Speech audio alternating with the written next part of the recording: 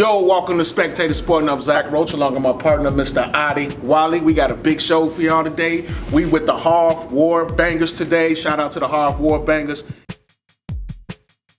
And we got a great fighter we talking to right now by the name of Lucky Chucky. How's it going, man? Man, it's going good, going good. I'm excited to be here. You know, from last time I seen you guys to here, it's been a journey, but now we're going to continue that journey with the next fight. Man, absolutely. The first interview was a blast doing with you, and I remember you saying you had a lot of stuff going on in the community in your last interview. Can you talk about that more for us? Yeah, you know, everything I do, even these fights, serve a purpose. I'm 44 years old over here. It's not like I'm trying to be the next, Rocky Marciano, no pro. Right, It's a little too late for that, Right. But these fights serve a purpose. There's a lot of hateful people in this world, a lot of hateful people on social media, so I call these guys out one by one. And the things I do in the community, as well as on social media in real life, they all play a part, because this is real life right here, from fights to real life. And yeah, the things we do in the community are the same things we do in the ring. Fight for justice, fight for prisoners' rights, and fight for fathers' rights. Absolutely, absolutely. And talk about how you use your social media presence to promote that. Yeah, with the social media presence, it's been wonderful. I do a lot of great things, from inspirational quotes, top 10 countdowns about this, about that. But I promote these great companies, and these great companies, what they're doing, right? Because, when NASCAR comes to Chicago, McDonald's, they'll put up millions of dollars to sponsor these big sporting events, right? But when it comes to local sporting events that actually gets these kids away from gangs, drugs, and criminality, you don't see McDonald's or all these big companies and entities stepping up to sponsor them. So what I do is I orchestrate my social media platform in real life with these companies and businesses, and they're sponsor events like ours. I got great companies from all over the Chicagoland area, from the suburbs, the city, sponsoring events like this, and it's a wonderful thing, to incorporate that, and it shows that these businesses care. And I'm able to promote these great businesses, whether it's food, panic, escape rooms, clubs, whatever the case may be. It's beautiful, it's beautiful. It was my calling. That's very dope. Yeah, we definitely need that in the community. Yes. And your last fight, you fought against the Viking. Let us know what happened in that fight, how it went down, and everything. Yeah, this guy, he proclaimed to be a trained fighter and all that good stuff, and as he said, had videos and talked Tony talked. But at the end of the day, as soon as he came at me in the ring, I dropped him in the first 8 seconds. He walked right into a jab. Look, he walked into a brick wall. Just dropped him, Right. And then he got up, and we proceeded to go at it a little bit, and about 30 seconds later, he tried to come in on me again. And as soon as he came in, I got him, bam, bam, got him that time, dropped him again. Yeah. And then for the remainder of that round, he pretty much ran for me. I almost fell over trying to chase him. I really wanted to knock him over 3 times, knock him down power, though, but he felt that power. Yeah. He knew it too. And I chased him, and pretty much the round ended. The second round started. He didn't want to come in on me, so I chased him in the corner. I got my arm caught in a rope trying to throw a left, and I had a tendon rupture. So since then, I had 2 surgeries, and I continued to fight, though. I didn't quit. That left jab by the second and third round, there was nothing there. I'm going to throw a jab, and there's nothing there. Wow. Yeah. So you got injured in that fight. You had the surgery. Are you ready to get back in the ring, or you need to sit out for a few more months? No, I'm ready. Actually, when I had this first surgery, it was another setback because I had a hematoma. There was actually blood still in there, so they had to do another surgery a week later, so that hindered it. But one thing about me is, ain't nothing but a setback for a major comeback. I was still in the gym every day. They said I can't lift no more than 2 pounds with my left arm for this long. So I'm in the gym every day with 2 pounds, with 50, shoulder presses, bench, legs, cardio. Now, I'm doing the same amount of weight. I just did bench the other day with 315. I had it evenly up, all that strength and power. I worked it all the way up again. And ready to go. Yeah, I'm ready to go. I'm excited. My next opponent is a special kind of hater. He's a special kind of hater. Where is the next fight going to be at, brother? This next fight is also going to be at the Cicero Stadium. Once again, we have pay-per-view services available, ringside seats, floor seats, and general admission, and all that, man. I'm promoting it all throughout the community. We've got fight posters going up everywhere, and that's what we're doing. So the guy, who tell us about this guy, this opponent you about to fight. So I was on a show 60 Days In. You guys heard of it, right? On A&E. Oh, yeah, I know that show. Yeah, I promoted it. I went on there as a prisoner's rights advocate. A lot of people assume just because you go on the show 60 Days In that you're looking for drugs or you're a snitch. That's not the case at all, because when they contacted me, I didn't agree to do that. They seen what I was doing on my platform in the community, so I went on there for a great purpose. That's what's up. This was the first season where none of the men met prior to going in, because I didn't want nothing to do with them, right? I really didn't. But as soon as I went on there, I got recognized by participants, by COs. I was getting recognized. It was a joke to me. But the one guy, Carlos, who I'm fighting, Carlita I call him, he seen me as soon as I walked in there. He's like, Lucky Chucky. Like he looked like he just seen his, his fan. He was a fan of mine. He literally was. He even told me how he followed me. I didn't know who he was. He called me Mr. TikTok. But then, he even called me Mr. TikTok when he had the interview on 6 Days In. After he first seen me, he's like, "Oh, Mr. TikTok, Lucky Chucky himself." He was jealous. You could see the bitterness, you know. But when he was cool on the show. We were, he was cooking me food. He even offered to do my laundry. No, I'm just playing. Oh my God. He was offering me something though. But look, right? He trying to butter you up. Right. So here's the thing, right? Me and this man weren't on the same level when he realized that. He walked up to me and said, "Hey man, I have all these pills to turn into producers." I say, "Hey, I'm not in here turning drugs." And that's what he was doing. He was there to set up other people, set up other inmates who are already fighting cases. And he realized we're not the same. So we had a big outburst. I exposed him for being a liar and a fraud. He got removed from the show for popping other people's psych pills, writing statements on people. So we're just not of the same person. And man, he's been stalking me and trolling me since the show. Thousands of private calls, videos of this guy putting my family's address out there. I'm talking about voice messages. Wow. He gives my phone number on his live feed. This guy's the epitome of a stalker and a troll and a weirdo. But he's been doing training in Florida. He's been doing some training at a gym out there, and he takes it very seriously, apparently. So he thinks that he can win. I got a couple advantages. I'm a lot taller than him. My arms are a lot longer. He's younger. That's about the only advantage that he has. But at the end of the day, I don't see this man stopping me in any way, shape, or form. Viking, his little hits didn't feel like nothing either. And I feel like this fight, this is gonna be eventful. Like I have anger towards this man, but then again, he don't really like me either. But that's what I like to do. I like to fight these guys that don't like me, and that I don't like them. And I really wouldn't have known who they were if they didn't get my attention first. But at the end of the day, that's what a fight's supposed to be about anyway, right? Getting that anger off and putting them weapons down and that screen down and just handling the ring like men. Absolutely. No doubt. So you want to tell everybody where they can follow you at? Yeah, hey, I'm on TikTok, you know what I mean? Lucky Chucky, Lucky_Chucky. CEO, don't have a good day, make it a great day. Instagram, Lucky00Chucky. YouTube, Lucky_Chucky. We'll be growing on there as well. We're starting everything I do in life. Like I evolve, you know what I mean? You got to, you know what I mean? Any setbacks you have in life, but like I said, these fights serve a purpose, man. And with this guy, my last opponent, even though I told you about what I didn't like about my last opponent, remember? I didn't like my last opponent for a reason. We're not going to get in detail, right? We're not going to get in detail, though. But at least I shook his hand afterwards. You know why? Because I had respect for him that he came out and seen me in the ring. That took a lot of cojones. You know what I mean? Yeah. But then but my next opponent, no matter how bad he gets whipped, I'm not shaking that man's hand out. He can just go back and continue doing what he's doing in life. You know what I mean? I'm not shaking his hand afterwards. And one more time, where this fight gonna be at? Cicero Stadium, baby. April 20th, Smokin Fights, Harv, Bangerz Boxing Club, USA Boxing. Salud. I'm Zach Roach, Adi Wally, Lucky Chucky. Salud. We are here with the Harv Bangerz, and we got another legendary fighter, Miss Machine Gun Shelly's in the building with her coach, Yuan. Did I say that right? Yes. Yes. Yes. Got it. Man, so I'm gonna start with you, Machine Gun Shelly. You've been at this a long time. I said, like, how long you been fighting? How long you been a pro fighter for now? Pro fighter since 2017. Okay. Yeah. I've been an amateur fighter for like 15 years. I've been at it about. Wow.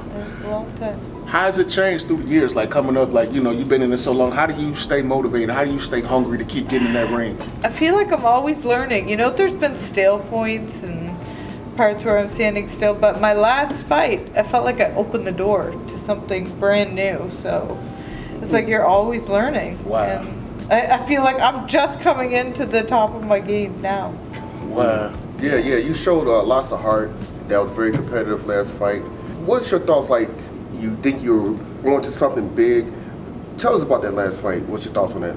I felt like I started strong. First half of the fight, I was in there and I was doing what I needed to do, but I noticed what I did wrong, and I've been working on it ever since. And just like the ability to calm down and be aware of what I'm doing, and like I always struggled with that. So to be able to do that now, it's like it's opening the door to learning. Mm-hmm. And yeah, I haven't been able to do that in the past. I'm just kind of go. Mm-hmm. But now I'm able to use my mind a little more, and it's a really Yeah. So what adjustments have you made since that fight in training camp? Okay, well, my conditioning, definitely. Because I got tired in the last half of that fight, I've been working on my conditioning ever since then. So I have not stopped since then. Yeah, and you know, she's a taller girl. You know, so what adjustments or strategies do you come into the fight with when you're going against a taller fighter that has a longer reach? What strategies do you do? You know, coming under her jab because she was so tall, so coming underneath, going to the body a lot, stuff like that. I feel like my power was actually good, but it wasn't able to show itself because I didn't have my feet as much under me as I needed to. So I got some power. It wasn't shown as much as I would have liked it to my last fight, but I'm working on letting that show. Yeah, and go ahead. Coach, what do you think about what she's saying about making adjustments to her fight? Yeah, definitely. A lot of it is more about relaxing a little more, conditioning much more, but relaxing a little more with it. Explain why, like I know we know, but explain why conditioning is so important, like in the sport of boxing. Well, for one, it allows you to do what you do for a longer period of time. Allows you to think a little better, because if you're tired, you can't think. Right. So more that, you know, when you get good conditioning, you could relax more. And believe it or not, the more condition you're in, the more you're able to relax. Some people think that conditioning allows you to, but no, it allows you to relax more, to think. Wow, timing, work on your timing. You know what I mean? And just be able to think under pressure. Right. More think under pressure. You know. So as far as conditioning, like, so there will be longer sessions and sparring sessions. Is there more like running longer miles? And what about the diet as well? Like, what specifically do you have to do to get that endurance up? Me? Oh yeah. So diet, definitely. I've been eating healthy since I've been on a good diet, you know, and I'm not eating too less. I need a good amount to be able to output the amount of calories that I output in a workout, you know. But I've been eating healthy and good quality for a while, so that should make a big difference. And definitely, yeah, more miles, more like conditioning work. Not so much sparring, because I feel like I have a lot of experience, you know. I have a lot of sparring experience, I have a lot of fight experience. Like, I know exactly who I'm fighting, you know. I don't really need to make myself uncomfortable, you know, traveling the country, getting new sparring. I have that experience. I need to be like on the track running sprints where I don't feel comfortable, you know. Okay. Like, yeah. Is that what you put her through all the time? Oh yeah. This morning. This morning. I feel like I'm dying as I sit here. Yeah, I've seen tears on these tracks. Oh, man, I hate them. And we've been doing them a while, but the different levels of, especially getting ready for this fight, you know, it's more attitude in your running, more, you know what I mean? You can run the same distance, but attitude in it, you know? I got it. Yeah. So, Coach, tell us about this next opponent. Like, tell us about her. Who are you fighting, and what's her attributes?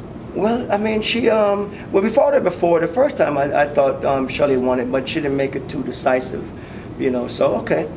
Second fight, she was rolling and rolled under Shelly's eye, and she got stitches, you know, she got a cut. You know. It was a headbutt? The headbutt, okay. Yeah, that happened early, that happened? 32 seconds. First round, okay, Yeah, 30 seconds, yeah. So we did make adjustments for that too, for that happening, you know.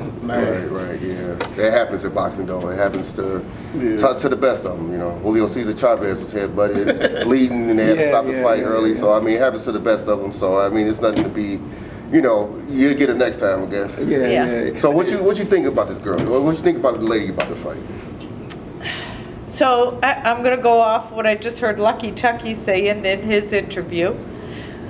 You know, he says, you're not supposed to like your opponent, and that's what it's about.